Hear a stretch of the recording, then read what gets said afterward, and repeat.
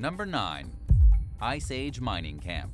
At the end of the last ice age between 10,000 and 12,000 years ago, indigenous miners risked their lives mining a pigment called red ochre, traveling deep into pitch-dark caves on Mexico's Yucatan Peninsula.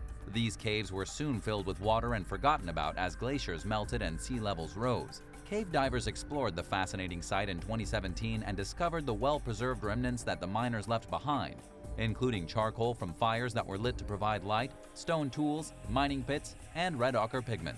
Researchers have long known that the area's first human inhabitants ventured into the now submerged caves known as Quintana Roo. They found evidence of this in the form of ancient human skeletons.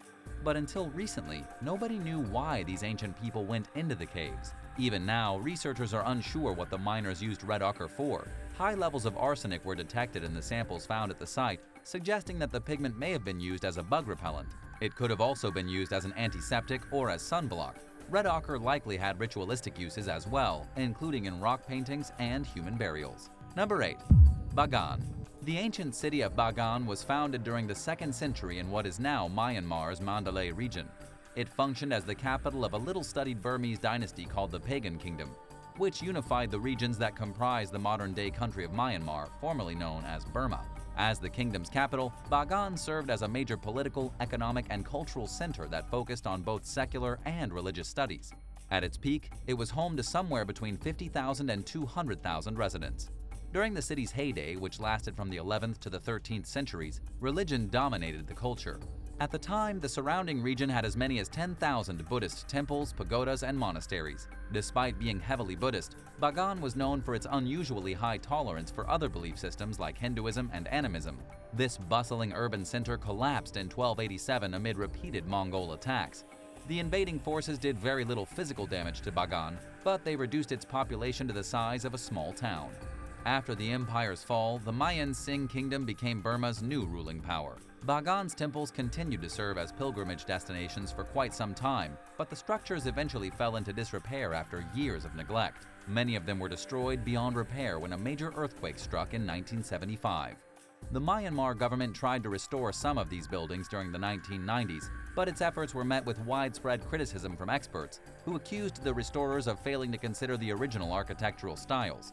Then in 2016, another earthquake struck, significantly damaging around 400 of the temples. There are around 2,000 remaining structures in and around Bagan, which has become a popular tourist destination and one of Myanmar's only 2 designated UNESCO World Heritage Sites. Number 7. Ur. Ur is an ancient Sumerian city-state that's mentioned in the Bible. It's the place that Abraham left behind when God instructed him to move to Canaan. While many people cast heavy doubt on the Bible's claims, many of the places mentioned in it were real, including Ur. In fact, before it was even mentioned in Scripture, the city was a prosperous trading hub. Founded around 3800 BC, or perhaps earlier, in what is now Iraq, this powerful Persian Gulf port city boasted as many as 80,000 residents at its peak. Ur was continuously inhabited until 450 BC, when climate change and land overuse prompted the population to flee northward to more fertile territory. Italian explorer Pietro della Valle discovered Ur's ruins in 1625. He noticed bricks and other artifacts bearing inscriptions while passing through the area. At the time, what's left of the city was mostly buried beneath the sand. In 1922, British archaeologist Sir Leonard Woolley excavated the site and found that Ur is mostly reduced to rubble. Its most visible surviving remnant is a partially restored ziggurat that was unearthed during the 1930s. It was originally built during the 21st century BC and was rebuilt during the 6th century BC under the last Babylonian king, Nabonidus. The shoreline has been transformed by time and the elements. Today, Ur's remains sit much further inland than it did during its heyday when it was a coastal city located near the mouth of the Euphrates River. Archaeologists are studying the ruins to learn more about the culture that built and lived in Ur. Unfortunately, their knowledge is limited by what little is available for them to learn from, and there are mysteries surrounding the ancient city that may never be solved. Number 6. Rupkund. Rupkund Lake, also known as Skeleton Lake, sits at 16,500 feet above sea level in the Indian Himalayas. Measuring 130 feet across and roughly 10 feet deep, this glacial lake is littered with at least 800 human skeletons, which are visible for 1 month out of the year when the ice thaws. Other artifacts have also been found at the site, including spearheads, leather slippers, wooden items, and rings. Until recently, the origins of the human remains at Rupkund were a mystery. Reports of the skeletons date as far back as the 9th century, but the bone-filled lake wasn't rediscovered until 1942. Researchers have been baffled by the site ever since. They initially believed that the individuals had died in a single catastrophe that happened at least 1,000 years ago. But a study that came out in 2019 tells an entirely different and much more confusing story. Scientists performed a DNA analysis of 38 of the skeletons, including 23 males and 15 females who died over a roughly 1,000-year span. The findings completely upend the theory that a single tragic event killed everyone. 23 of the individuals, whose remains were dumped at the lake between the 7th and 10th centuries, were determined to be of South Asian ancestry. The remains of 14 people of Eastern Mediterranean descent and one individual of East Asian ancestry were discarded at Rupkund between the 17th and 20th centuries. Scientists have yet to identify any specific causes of death, but they do not believe that everyone died of the same cause, given the lengthy time span of the remains. One major question lingering in everyone's minds is why the people of Eastern Mediterranean descent ended up in the lake. They certainly weren't Hindu pilgrims, which is a possibility for the others who were found at the site. Do you have any theories on how so many people perished at Rupkund Lake? Let us know in the comments below and don't forget to subscribe. Number 5. Bhangarh Fort. In 1573, an Indian ruler named Raja Bhagwant Singh built a sprawling fort for his son Mada'in Singh in what is now the northern state of Rajasthan. Known as Bhangarh Fort, the site became a flourishing town with as many as 10,000 residents at its peak. It was home to grand temples, marketplaces, and stunning mansions called Havelis. There are several legends to explain why Bhangarh Fort was ultimately abandoned. According to one story, a Hindu ascetic named Baba Balak Nath insisted on having the settlement's tallest home. He promised that the town would be destroyed if someone went against his wishes, which happened when the fort was built and cast a shadow over his dwelling. Baba Balak Nath retaliated by cursing the fort.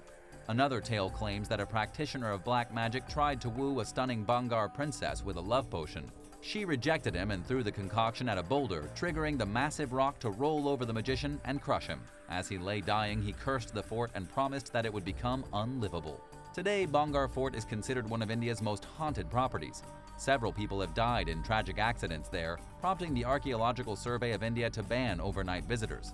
This was supposedly done for safety reasons, but some people believe that the authorities are trying to keep people out at night because that's when paranormal activity is at its highest. Number 4. Hegra. During the 1st century BC, an ancient group of people called the Nabateans established a bustling international trade hub in what is now northwestern Saudi Arabia. Known as Hegra or Mada'in Saleh, the city was built at the foot of a basaltic plateau in the Hijaz Mountains. Its architects took advantage of the landscape by carving intricate structures out of massive boulders. The buildings contain elements of Greek, Roman, and other architectural styles. They resemble the structures at the Nabatean capital of Petra, the kingdom's only city that was larger than Hegra. Before they came to dominate the incense and spice trades throughout much of the Mediterranean and the Middle East, the Nabateans were desert-dwelling Bedouin nomads. By the 4th century BC, they had become exorbitantly wealthy through trading. They established Petra and Hegra as their commercial headquarters, using their sophisticated knowledge of the landscape to develop a water system that enabled them to survive in the harsh and unforgiving desert climate. A significant portion of Hegra's history was lost after the Romans annexed the Myinsaing Kingdom in 106 AD. The mysterious civilization left very little behind for today's experts to learn from besides its elegant and grand houses of worship, monumental tombs, and some other structures. In fact, most of what we know about the Nabateans comes from Greek, Roman, and Egyptian documents. Several high-ranking Nabatean officers and their families were laid to rest at Hegra.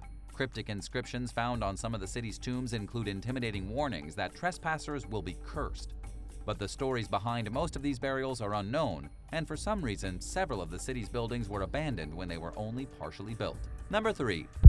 Merv. Founded during the 6th century BC by the Persian Achaemenid Empire, the ancient city of Merv was built in the Karakum Desert of what is now southern Turkmenistan. Its advantageous location among the Silk Road trade routes made it a highly sought-after prize for the Greeks, Arabs, and Turks, who all controlled the city at various points throughout history. Merv peaked under the rule of the Seljuk Turks. By the 13th century, it was the world's largest city, with a population of more than 500,000 residents, and it continued to grow. The walled metropolis functioned as an oasis and an administrative and commercial center with sophisticated features, boasting canals, gardens, reservoir, bridges, greenery, streets, mosques, libraries, bathhouses, schools, markets, and more. Merv was also a cultural and educational center that attracted poets, astronomers, musicians, physicians, physicists, mathematicians, and other intellectuals and progressive thinkers. In 1221, Genghis Khan's son Tolui Khan led a Mongol army into the city and laid siege to Merv. The invading forces slaughtered somewhere between 700,000 and 1,000,000 people, in other words, nearly the entire population. They then set fire to the metropolis, more or less completely destroying it.